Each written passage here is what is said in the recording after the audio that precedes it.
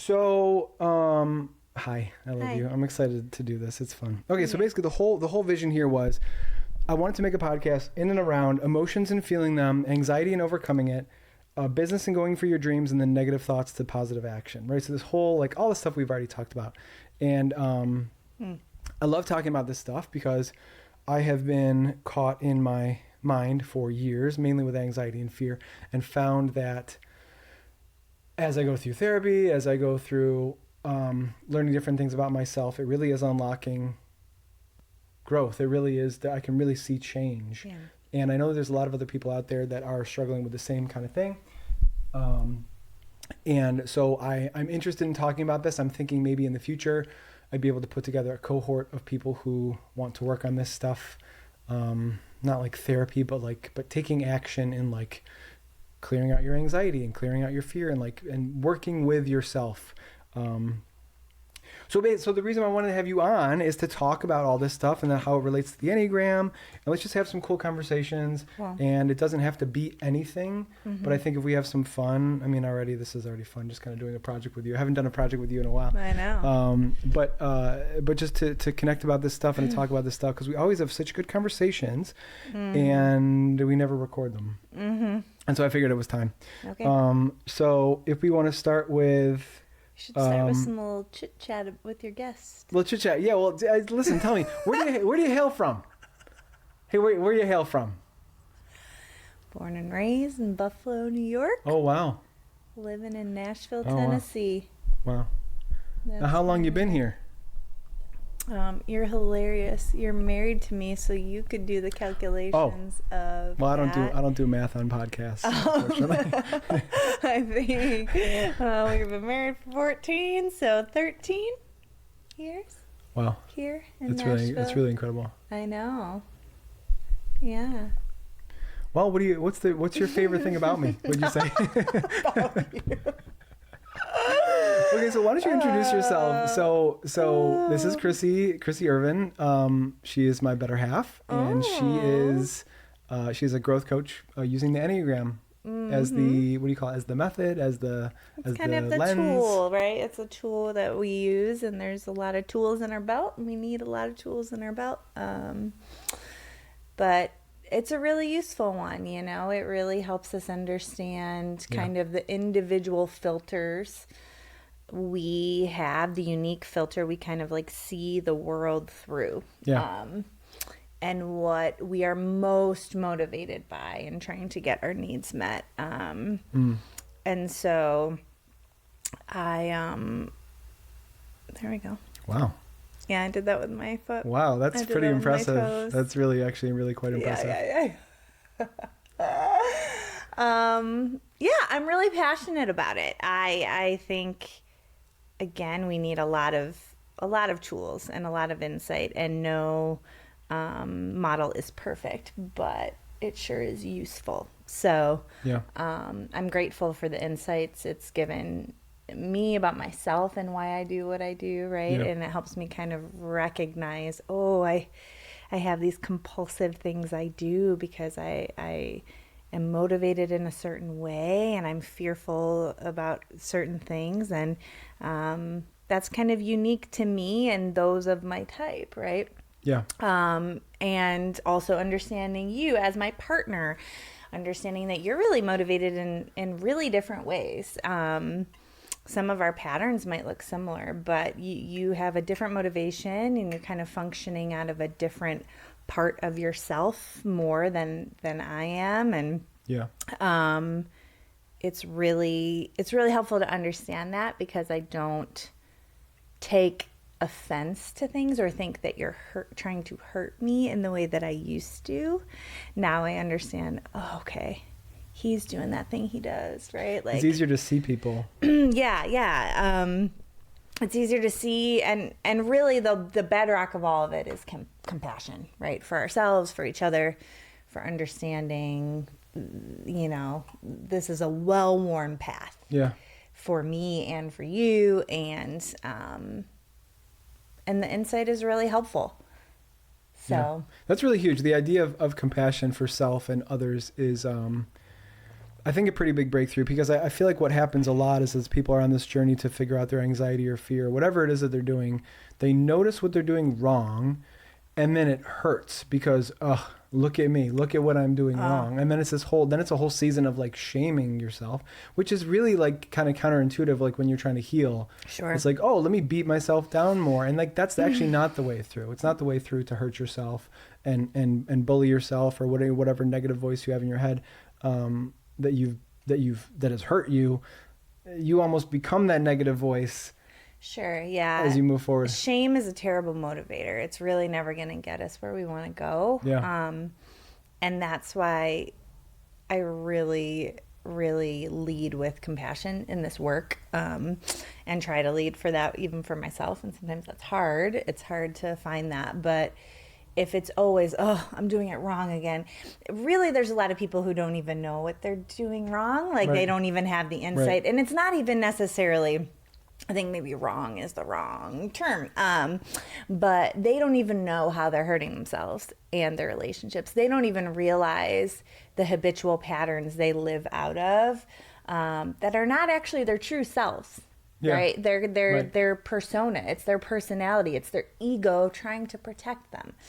So they don't even realize it's not their true selves, and that they're in some ways not being totally authentic. And so first comes the insight, and sometimes that's hard to swallow. Sometimes it's hard to recognize, like our type and the shadow or the like lower qualities of our type. That's can be really sobering. And then when you get into the work of it all, like, okay, maybe I don't need to hold so tightly to these patterns and do these things. Maybe I can be a balanced person and I will still be loved, accepted, safe, whatever it is that we're really motivated by.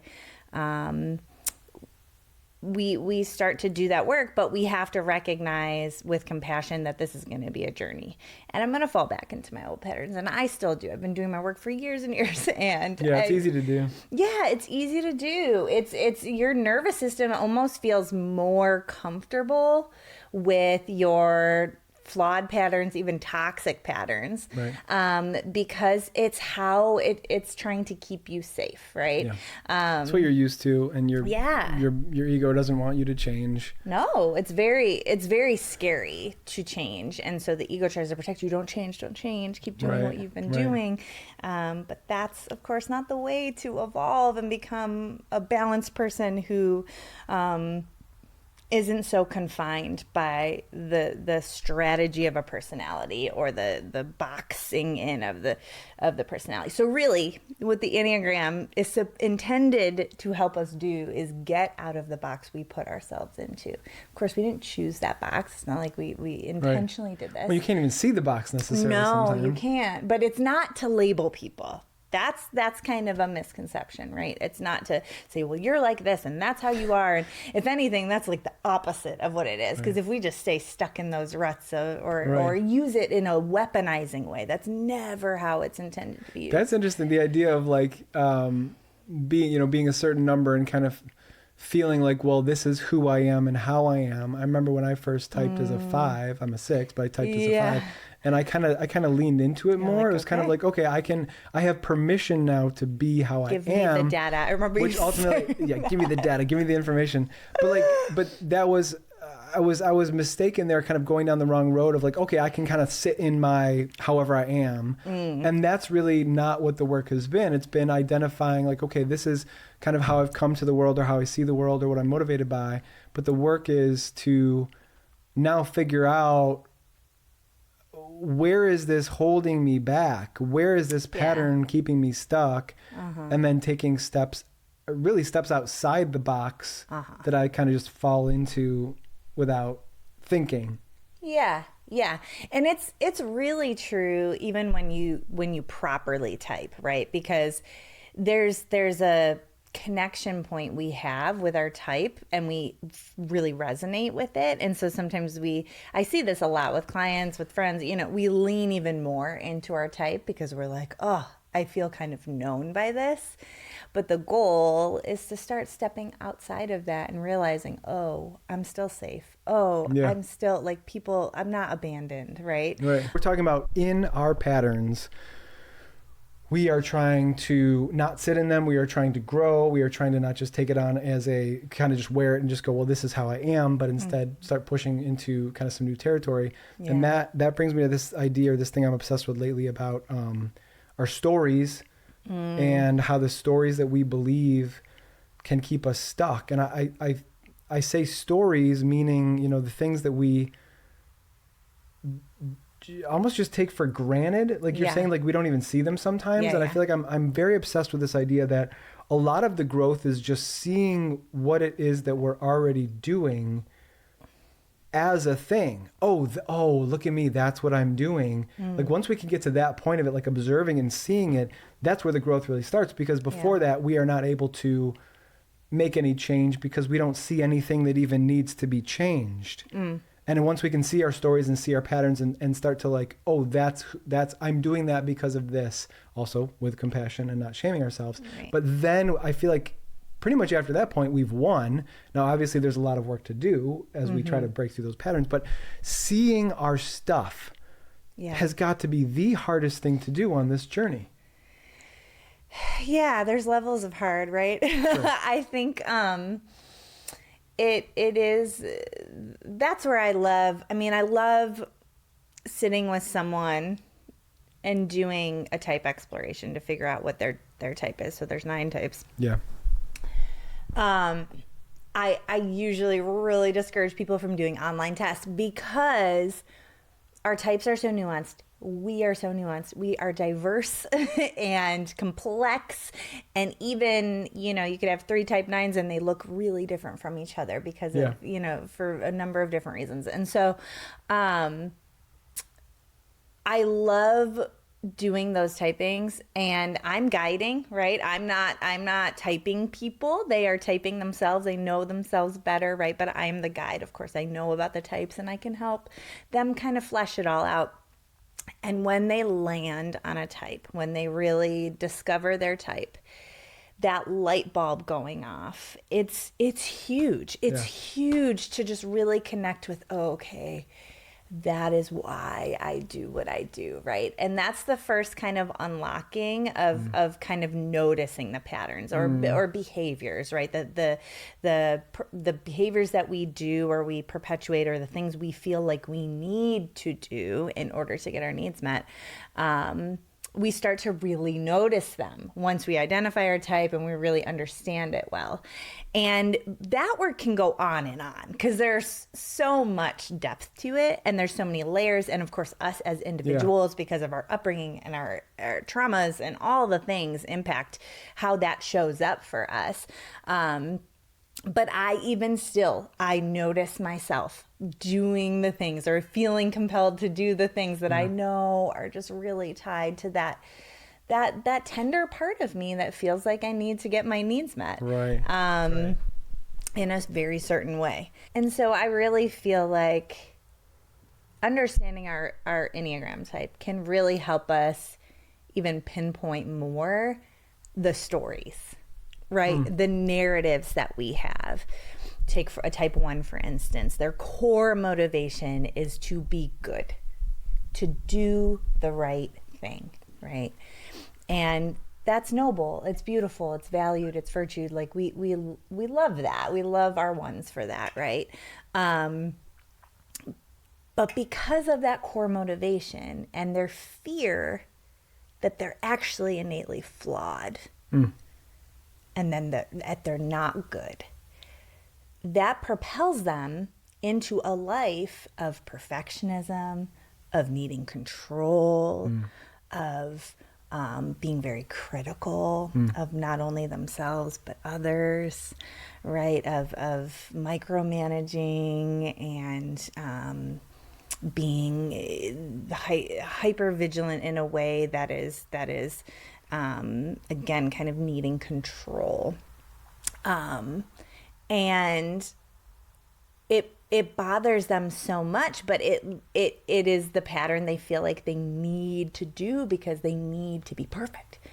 If they're not perfect, it will be proven that they are flawed, right?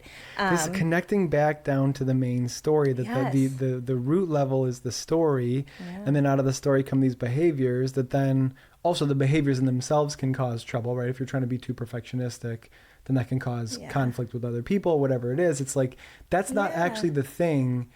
Underneath it is the belief for why the perfectionism even happens in the first place. And that, would you say, like feeling innately flawed or feeling like that you're not good or whatever that source. Yeah, defective. You're not good. And so holding on to this belief, which, I would guess that it's very hard to like, wake up one day and be like, oh yeah, that's the belief. That's what's happening. It's just, we just do the things that we're doing, and we don't really stop to like really dig in and understand these stories, but they propel us to do all these things. For me, it's fear. Fear is a huge motivator.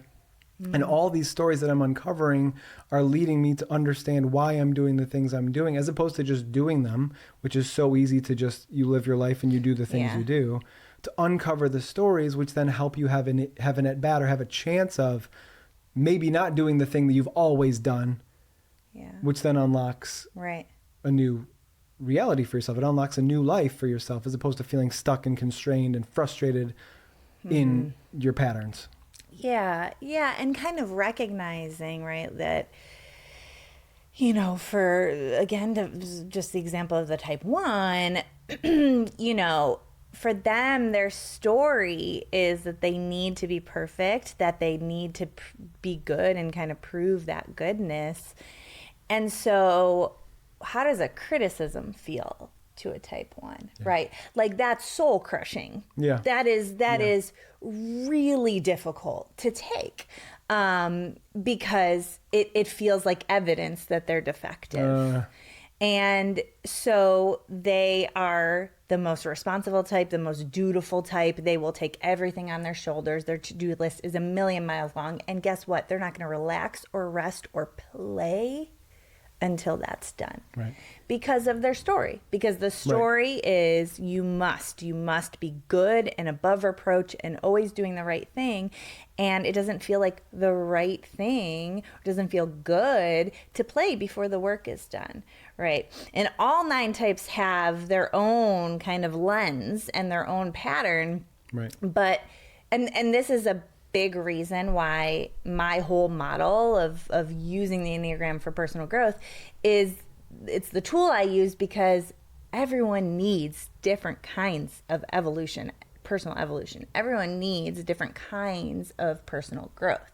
You and I need very different things. We need to stretch into very different things. You're a head type, a type 6. I'm a heart type, a heart 2, or a type 2. And that's not because I'm a woman, I'm a heart type, and you're a male, you're a head type. I have had many female head types, in the coaching seat, and many men who are heart types. So friend is a 2, Yeah, there's no gender norms when it has to do that. I do think there's stigmas that go along with that. I think people mistype because of the kind of gender norms and social stigmas. People mistype a lot. But we need really different things. What is most uncomfortable for me as a type 2 typically has to do with people, disappointing people, or being not liked by people, or my story that I'm not liked by people, right? For you as a type 6, insecurity and support. And so if you feel unsafe or unsupported, that's going to be really triggering for you. Right. And so part of your work is trusting yourself and stretching into your own, self-trust and actually not seeking support. For me, it actually might be asking for help. It's so funny how it's the same, it's the same thing, but flipped, where I need to do something that maybe you just take for granted or you do easily. And then you need to do something that, I can just, the growth path is not the same for all of us. It really isn't. It's so different. It's based on the stories that we have. It's based on the actions that we do that we want to change. And you're not sitting there saying, hey, I need more support. Right. But for me, I am. And so that my growth path is to not seek support. It's scary for me as a type 2 to ask for support, right? Because my whole pattern is focus on the needs of others. You'll actively not seek support. Don't have needs. Right. Right? Yeah. Don't have needs, because that is not safe. You could be rejected if you have needs or flaws even, right? So, and I fear rejection in other ways, but then I actively seek support. I actively try to connect with people to gain support, or ask somebody else, what do you think about it? when yes, I could just sit with myself and just make the best choice I can. And it's really too, it's also like a broken, kind of like a broken leg that I choose to not walk on. You know, I'm thinking it's broken and I'm not walking on it because I think it's broken. It's maybe not that it's broken, but just that I haven't really walked on it. I haven't really chosen to do it. Yeah. I'm like going to the gym, you know, it's in you. You keep on, it's in me. And if I do it, then I get better at it. And also just getting over the fear of like starting to use it or starting to do the thing. Like that's also another story. It's like, you know, I can't do this thing because it's too scary and I can't do it. You know, that's kind of how procrastination works. It's you build up this idea in your mind of it's going to be this whole thing and there's no way that I could do it. It's Mount Everest. And then you do it and you're like, oh, like that wasn't that bad. It's like the buildup is the worst part. Well, that's your ego protecting you, right? Right. That is your ego protecting you and saying, no, don't step into this uncharted territory. Yeah. Don't trust yourself. I'm trying to keep you safe and keep you away from that thing, right? And so pushing into discomfort really is the path for everyone, for all 9 types. Discomfort looks different for all 9 types, right? But pushing into that and growing your tolerance for discomfort is really the way where you start building more self-trust, more self-awareness, and you get more connected to what is your true self. Your true self is not attached to I have to do certain things in order to get my needs met. Right? This is who I am. This is how I am. You're not going to lose the joy of your personality. You're not going to lose those things that are your sparky parts and your fun parts and the things that people love you for, right? But you will lose some of the things that others benefit from. Right? So it will impact your relationships for the better. And sometimes you will see people drop off. Part of the discomfort is knowing that some relationships will change and they will stop benefiting from your patterns. You will lose. You can lose. Yes. Although what you're losing, you know, ultimately is a gain long term.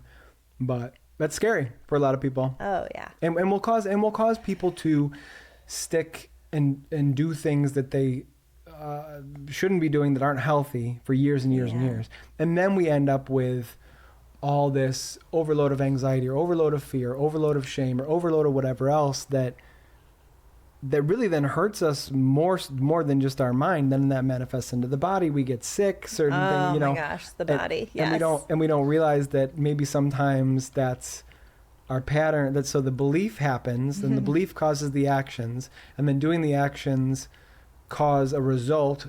If it's a negative action, it causes sometimes a sickness.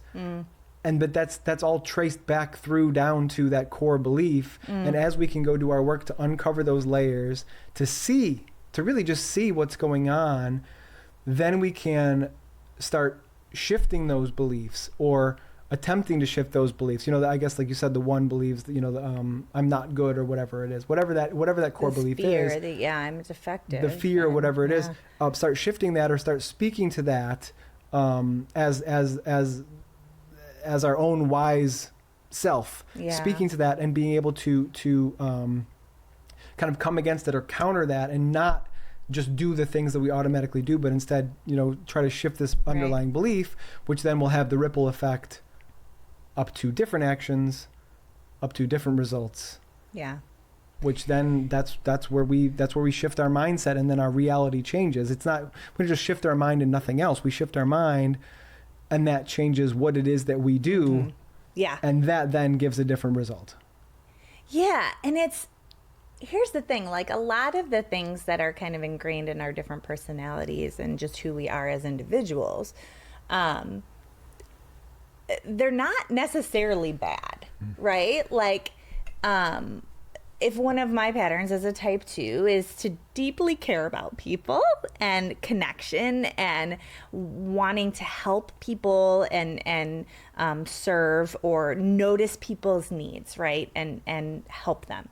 I like that part about my personality. I think that's beautiful. I think it's wonderful to notice others and kind of be tuned into others.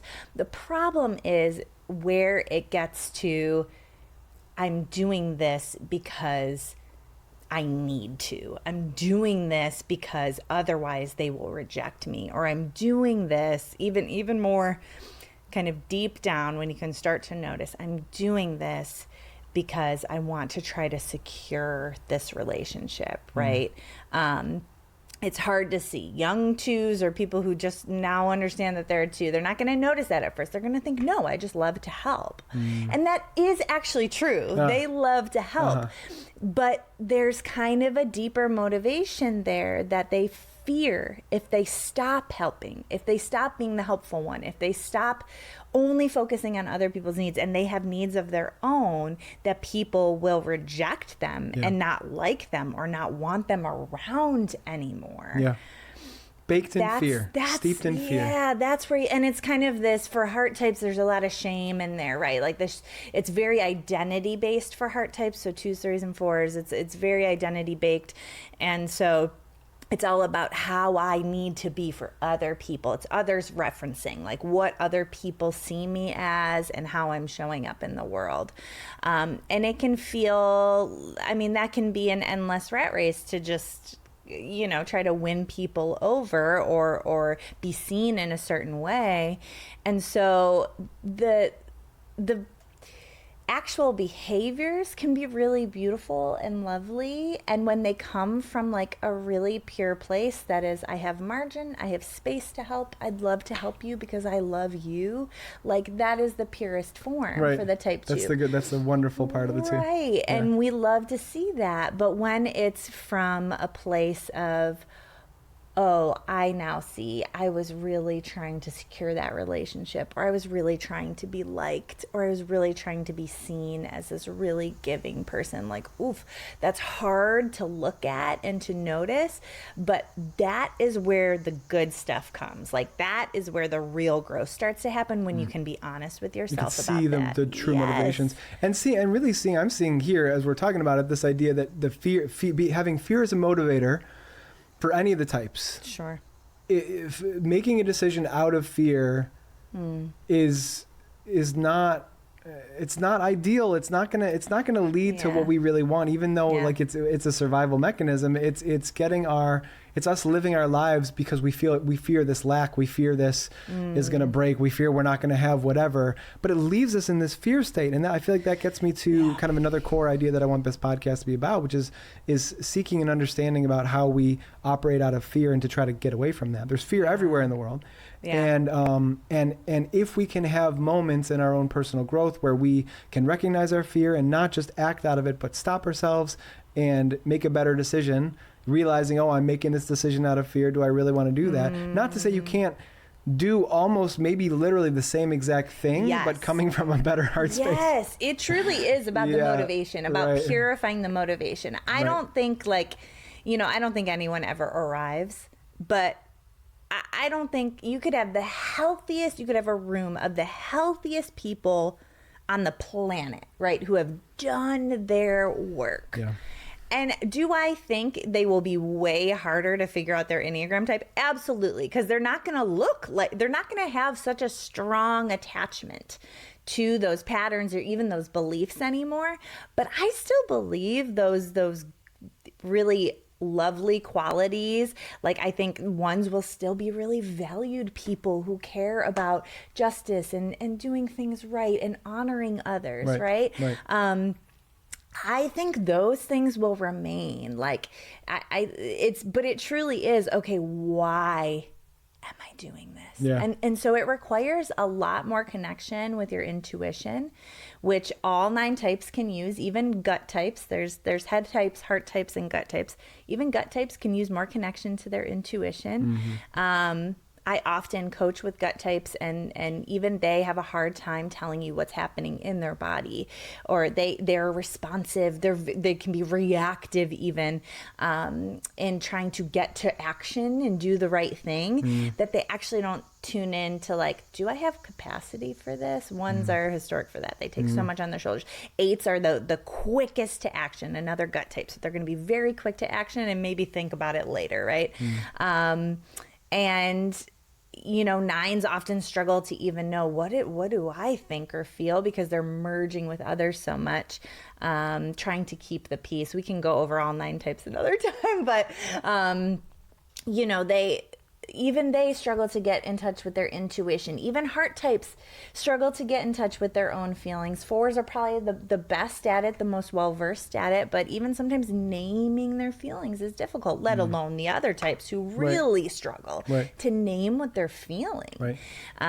We need those parts of ourselves, as well as our head center, our kind of more logical thinking. We need all of those parts in healthy working state. You know, we need to be able to access them. I used to not believe that. I remember when we first started therapy, because I'm such a head type, the idea of, you know, let me, it sounded horrible to think about my feelings. I don't want to think about I was trying to actively avoid my feelings. And seeing what you talked about there, like it's different levels of intelligence. It's, you know, I used to think just the thought is the intelligence, but there is this gut feeling, or this kind of, you just kind of know, intuition. Yeah. And then what for heart, it's your emotional center. It's your feelings, and, you know, 6s listening to your feelings and not just waving them away and feeling your feelings, which not just talking. Head types love to intellectualize their feelings. Right. Yeah. Oh, this is exactly what's going on. Yeah. And even gut types, like they, you know, I could ask a coaching client, you know, what feelings can you name for that? And they'll tell me a whole story, right?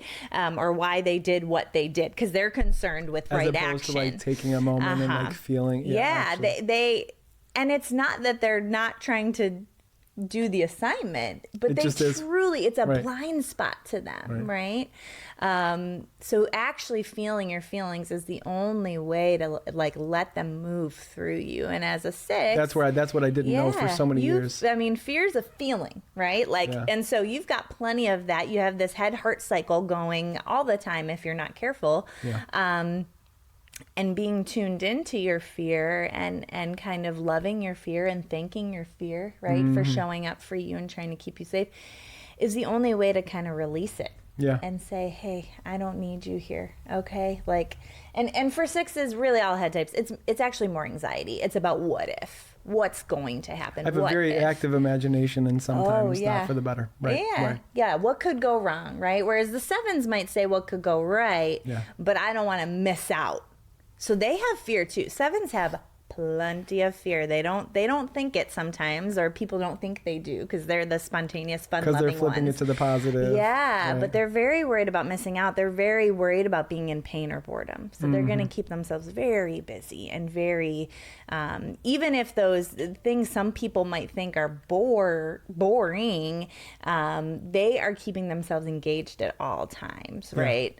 They're keeping it fun, life fun at all times, because they're fearful. What if, when that stops, will I feel pain? Will I be bored? Will I be uncomfortable? Right. So love it.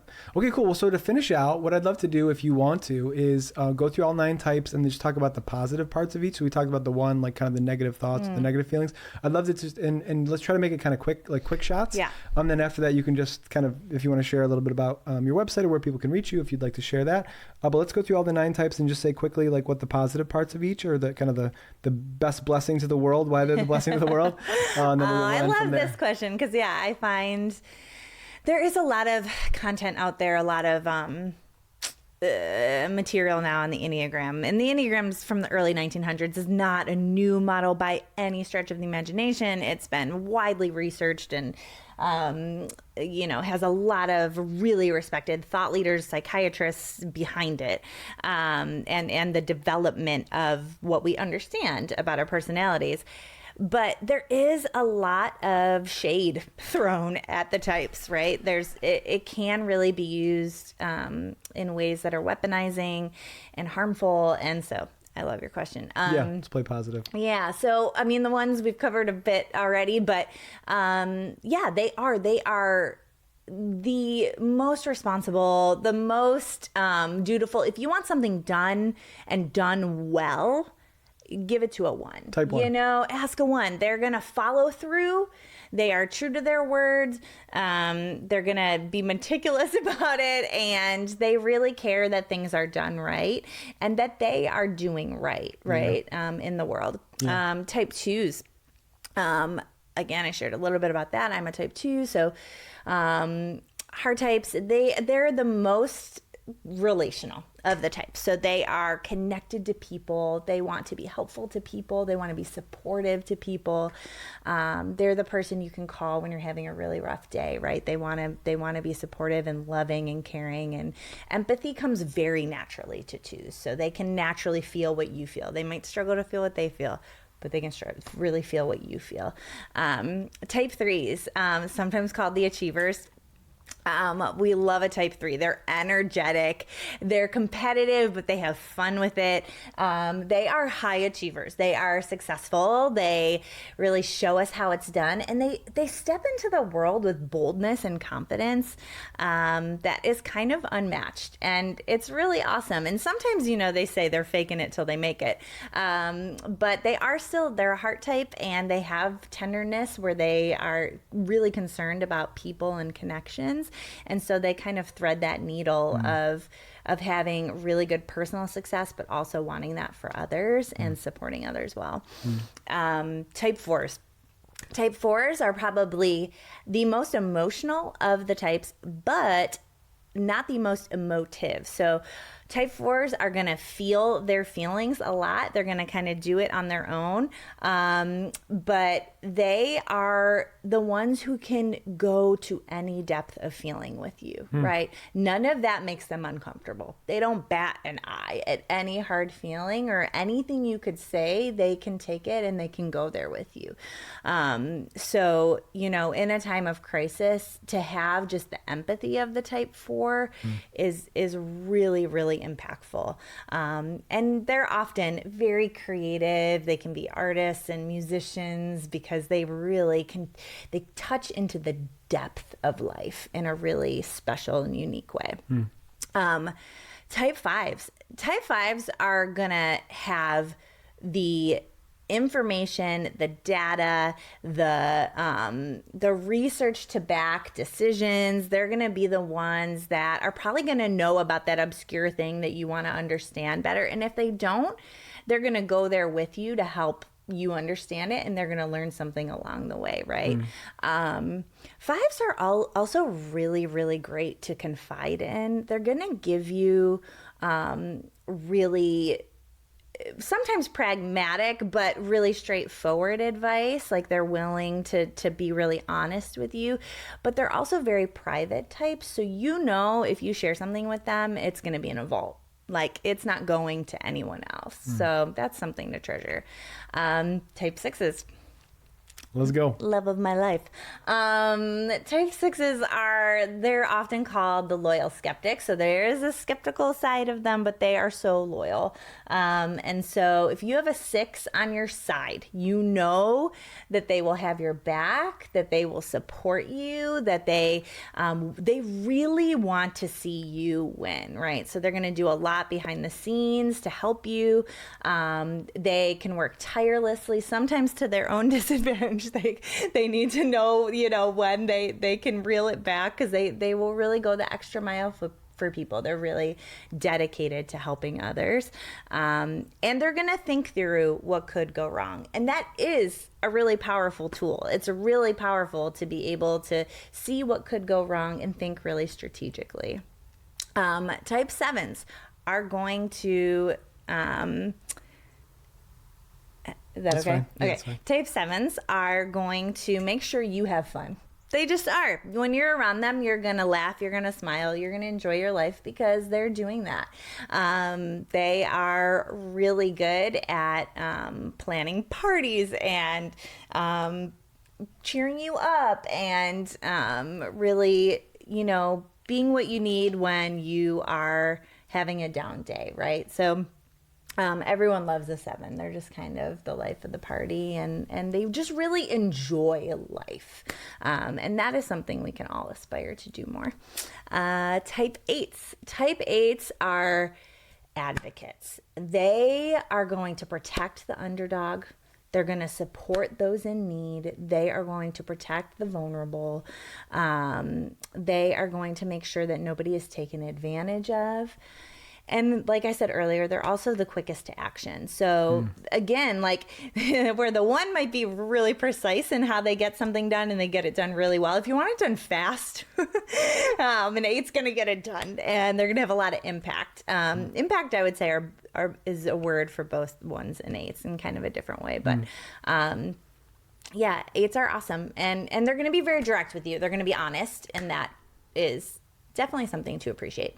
And type 9s, we love a peacemaker. So the type 9 is really seeking to harmonize with others and even within themselves, right? So they're our peaceful friends. They're the ones who always find a way to connect with someone, always make people feel seen and heard. They're often mediators because they can see all sides of something, and that's really beautiful. They're not thinking in black and white terms, and they can just be lovely partners through life because they really are supportive to others and thinking about what others need. Love it. Yeah. If people hear this and they want to connect more with you, where do they find you? Yeah, so my brand is Nurtured Growth Co. You can find me on Instagram and TikTok. My website is nurturedgrowthco.com. And yeah, I'd love to help. I'd love to support. Love it, babe. This was fun. Thanks for being here. It was fun. Cheers. Cheers.